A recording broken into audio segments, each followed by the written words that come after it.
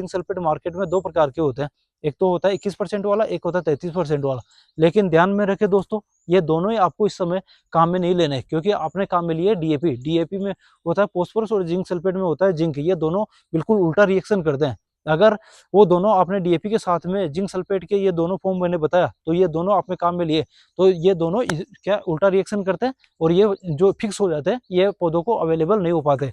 नमस्कार किसान साथियों, अगर आपको भी गेहूं के अंदर 30 से 35 क्विंटल प्रति एकड़ के हिसाब से प्रोडक्शन लेना है, तो इसके लिए इम्पोर्टेंट है कि आप पौधों को जो आवश्यक पोषक तत्व है वो सही समय के ऊपर सही मात्रा के अंदर प्राप्त हो सके।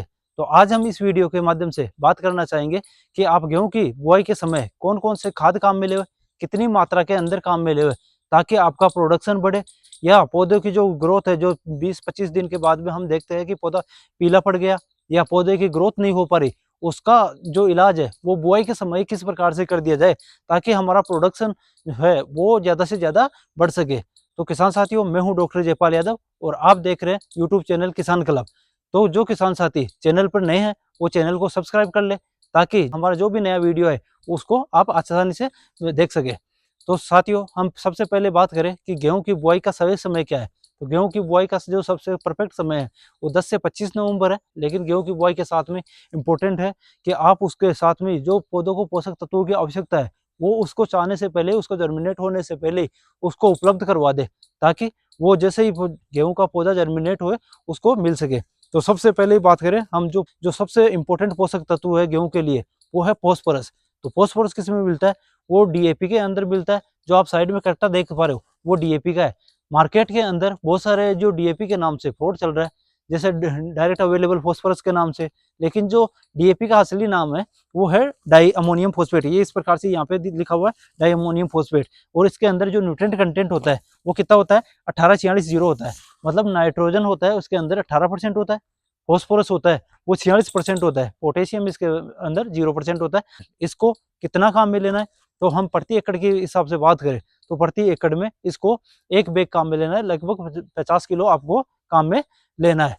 अगर डीएपी मार्केट के अंदर उपलब्ध नहीं है तो इसकी बजाय हम क्या काम में ले सकते हैं? तो इसके बजाय हम सिंगल सुपर फास्फेट काम में ले सकते हैं, जिसको एसएसपी के नाम से जाना जाता है। एसएसपी के बैग कितने काम में लेने हैं? 3 बैग काम में लेने हैं। अब बात तो कर लिए कि हमने हमारे को डीएपी देना है या फॉस्फोरस देना है, लेकिन फॉस्फोरस काम क्या करता है? तो फॉस्फोरस जो काम करता है वो करता है सबसे ज्यादा जो पौधे की जड़ें होती है, जड़ों का विकास करने का जो रूट जोन होता है, रूट जोन को मजबूत बनाता है। पौधों को अच्छे से जो ग्रोथ करने के लिए उसकी जो जड़ें मजबूत होनी चाहिए, तो वो जड़ें मजबूत करने का काम करता है अपना डीएपी। डीएपी या बात कर लिए सिंगल सुपर फॉस्फेट, या बात करें हम फॉस्फोरस, यह ज्यादा से ज्यादा कल्ले फूटने में योगदान निभाता है। इसके साथ में हम बात करें नाइट्रोजन की। नाइट्रोजन नाइट्रोजन किससे मिलता है? नाइट्रोजन यूरिया से मिलता है। यूरिया के अंदर कितना प्रतिशत नाइट्रोजन होता है? यूरिया में 46% नाइट्रोजन होता है। तो वो कितना काम में लोगे आप? वो अगर आप डीएपी काम में ले रहे हो, डीएपी के अंदर भी क्या 18% नाइट्रोजन हो रहा है, नाइट्रोजन मिल रहा है। तो उसके साथ में अगर डीएपी के साथ में काम में ले रहे हो तो 30 से 35 किलो आपको यूरिया काम में लेना है। अगर आपने डीएपी काम में नहीं लिया, डीएपी के बजाय सिंगल सुपर फास्फेट काम में लिया, एसएसपी काम में लिया, तो 3 बैग तो एसएसपी के लेने और 1 बैग आपको यूरिया का काम में लेना है। ये बात कर रहे हैं हम 1 एकड़ के हिसाब से। तो हमने बात करी नाइट्रोजन की। नाइट्रोजन क्या काम करता है? नाइट्रोजन पौधे की बढ़वार के लिए, पौधे में क्लोरोफिल निर्माण करता है। जो पौधे में पीलापन होता है वो नाइट्रोजन की कमी के कारण आता है, इसलिए आपको नाइट्रोजन देना है। इसके साथ में हम बात करें जो डीएपी था या एसएसपी था, वो हम बुआई के समय देना क्यों जरूरी है, ये बात समझना जरूरी है आपको। जो नाइट्रोजन है, नाइट्रोजन क्या होता है? पानी के साथ में घुल के पौधे की जड़ तक पहुंच जाता है। यानी कि नाइट्रोजन तो पानी में घुलनशील होता है या मिट्टी के अंदर गतिशील होता है, वो आसानी से पहुंच के और पौधा उसको प्राप्त कर लेता है। लेकिन डीएपी के अंदर ऐसा नहीं होता। डीएपी के अंदर जो फॉस्फोरस होता है वो फॉस्फोरस जमीन के अंदर इमोबाइल होता है। इमोबाइल से क्या मतलब हुआ? इमोबाइल से हुआ वो अगतिशील होता है। अगर जड़ें उसके पास में पहुंचेगी तो वो रिसीव कर लेगा, उसको प्राप्त कर लेगा। अन्यथा जो फॉस्फोरस है वो फॉस्फोरस घुल के जैसे नाइट्रोजन की तरह पौधे की जड़ तक नहीं पहुंचा, ये पौधा उस तक खुद पहुंचेगा। तो इसीलिए हम उसको साथ में बुआई के समय देते हैं। जब वो जर्मिनेट होगा या जब उसकी जड़ें होगी तो जड़ के पास में वो डीएपी प्राप्त होगा, तो आसानी से उसको उपलब्ध हो सके। अब इसके बाद में बात करें हम पोटास की। जो तीसरा पोषक तत्व इंपोर्टेंट पोषक तत्व है, प्राथमिक पोषक तत्व में 3 होते हैं, नाइट्रोजन हो गया, फॉस्फोरस हो गया और पोटास हो गया। तो नाइट्रोजन में हमने बात कर ली यूरिया की, फॉस्फोरस में बात कर ली हमने डीएपी और सिंगल सुपर फॉस्फेट की। तीसरी बात कर रहे हैं हम पोटास की। पोटास किससे मिलता है? एमओपी होता है। एमओपी के नाम में म्यूरेट ऑफ पोटास के नाम से मार्केट में मिलता है। वो 60% पोटेशियम होता है। इसका भी आप एमओपी काम में ले ले। एमओपी कितना काम में लेना है आपको? 30 से 35 किलो प्रति एकड़ के हिसाब से काम में लेना है। तो तीनों पोषक तत्वों की हमने प्राथमिक पोषक तत्वों की पहले बात कर ली। इसमें नाइट्रोजन भी आ गया, आपका फॉस्फोरस भी आ गया और पोटेशियम भी आ गया।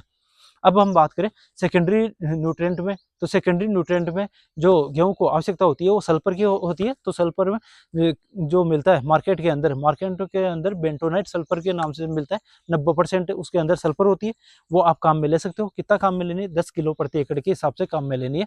जो बेंटोनाइट सल्फर होती है वो एक तरह से दाल के जैसी सल्फर आती है, तो उसको भी आप काम में ले सकते हो। अब एक बात करें हम कि माइक्रो न्यूट्रिएंट के अंदर, माइक्रो न्यूट्रिएंट यानी सूक्ष्म पोषक तत्वों में जो सबसे ज्यादा इंडिया की सॉइल होती है वो सबसे ज्यादा कमी होती है, वो जिंक की कमी होती है। तो आप उसकी पूर्ति कैसे कर सकते हो? जिंक सल्फेट के माध्यम से कर सकते हो। तो जिंक सल्फेट के माध्यम से कर सकते हो। जिंक सल्फेट मार्केट में दो प्रकार के होते हैं।